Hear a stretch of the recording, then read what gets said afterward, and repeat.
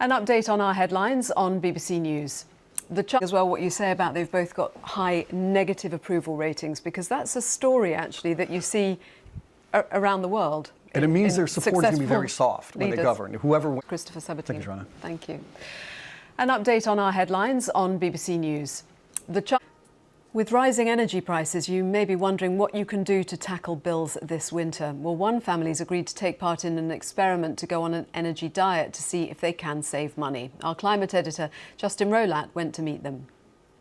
A search is being renewed for the remains of a teenager from Northern Ireland who was murdered and secretly buried by the IRA in 1975. The UN is calling for Ukraine to urgently release thousands of disabled people from its network of orphanages. It's after a BBC investigation revealed abuse and neglect in the country's institutions. The team were asked to give evidence to the committee after they found severely malnourished children, teenagers tied to benches, and adults living in cots. The committee also highlighted the atrocities committed against disabled people since the Russian invasion. Dan Johnson reports from Geneva.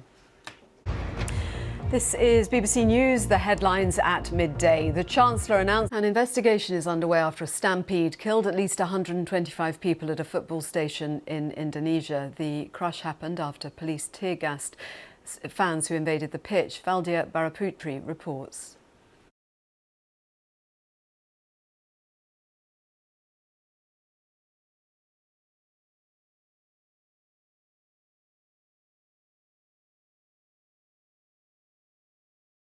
Good afternoon. The government has performed a significant U-turn and abandoned its plan to scrap the 45p top rate of income tax.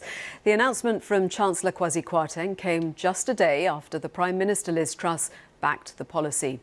In a statement, Mr Kwarteng said the 45p tax plan had become a huge distraction and that the government had listened to people's concerns. Just yesterday, the Prime Minister agreed that she was absolutely committed to the policy and said she would not abandon it.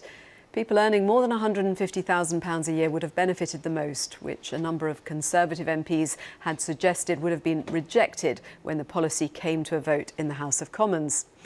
In the market reaction to the U-turn, the pound jumped by more than a cent against the dollar. Government borrowing costs also fell slightly to trade at around the level they were before the mini-budget 10 days ago. Earlier, the Chancellor spoke to the BBC. I spoke to our political correspondent Nick Eardley, who's at the Conservative Party conference in Birmingham. He told me what reaction there'd been to today's announcement.